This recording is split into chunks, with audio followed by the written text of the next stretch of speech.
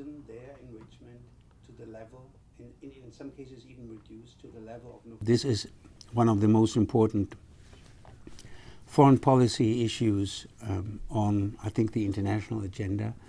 We are entering here into the end game. We have the hope that we can reach a deal, which will not be a bad deal because we will not sign a bad deal. And we hope that the deal that can be reached is an unambiguous, verifiable, and permanent deal that blocks the pathways of Iran to a nuclear bomb.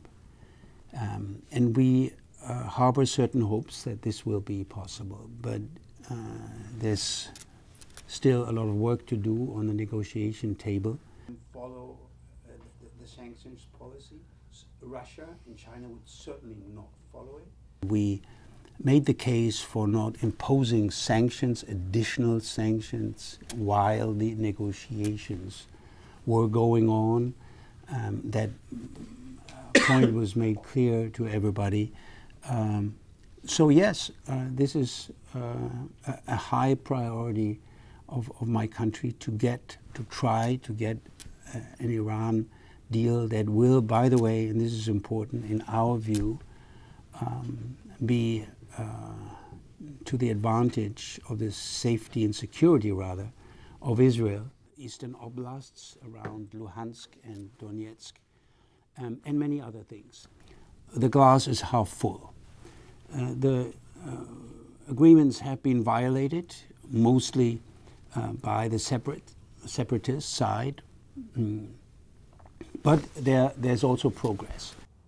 Then you would have a situation where we just want to make sure that we know the consequences and the side effects of such a measure, and I think we have to weigh carefully whether this would inject an additional element that could be a pretext or a trigger for a counter-reaction by the Russian leadership, and we have to be very clear on how far we are prepared, I mean the West, to go into that military logic over the eastern Ukraine. Your colleague here, who is also making the rounds of... We believe at this point in time that such a step would risk a new phase of military escalation that we don't want to see. So we are here on a longer